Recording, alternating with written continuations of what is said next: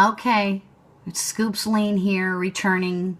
Sorry, this is part 2. I'm always having technical difficulties here, but we are on an ice cream budget here. So with my level of technical capability, we are certainly just trying to get the word out here about healthy relationships. So anyways, I'm going to continue reading this letter that my aunt sent me.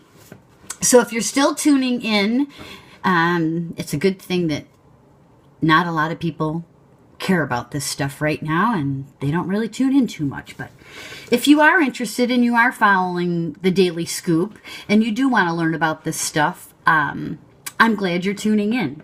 So I'll back up just a little bit here and start with this paragraph. Bill Doherty, director of the Minnesota Couples on the Brink Project, says that while hard work and commitment can help many couples through their difficulties, there are some clear signs that it's time to call it quits.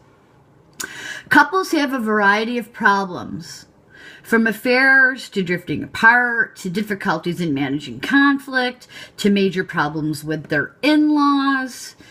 The thing we're most concerned about now is volatility where there is danger or risk of hurt or control, usually of women, with or without physical violence, he says.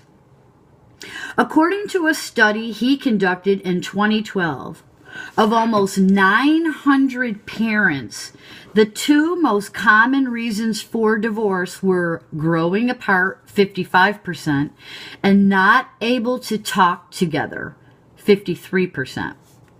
Doherty calls these, along with arguing about kids and money, soft, he puts this in quotes, soft problems. They can be very difficult, but don't necessarily signify irreconcilable differences. Then there are the hard problems, in quotes, or what Doherty calls the triple A's: abuse, addiction, and affairs. If any of these are going on, they can become intolerable and dangerous, demonstrating individual dysfunction. These are serious warning signs, he says. I don't like to talk about it, says Peg. Now we're getting into some stories from survivors. I don't like to talk about it, says Peg. She got married in the 80s and filed for divorce 6 months later, when she discovered her husband was hiding a cocaine habit. The last straw was when he disappeared from a wedding we were attending. When he left, he forgot his keys. So he broke into our apartment so he could get high with his friends, she says. I felt so betrayed. It's been so hard to trust again. A lifelong Catholic, she never remarried, but still goes to Mass every Sunday. Then there's Liz, whose marriage faced a whole different challenge. At 23, she married Jeff and stuck it out for 13 years. That's despite the fact that it became physically abusive to their children. They divorced in 1998. He was so angry most of the time. He beat the children black and blue, touched them inappropriately, and humiliated me mentally and emotionally. Liz says, I kept hanging in because of my Catholic religious and moral conviction to stay together. I believe that when you make a commitment, you do it for the good and the bad times, for better or for worse. But I realized that he was committing criminal acts, chargeable crimes. I never knew this. At the end of the day, that's not what God meant for our lives. And I believed the church shouldn't force us to stay together.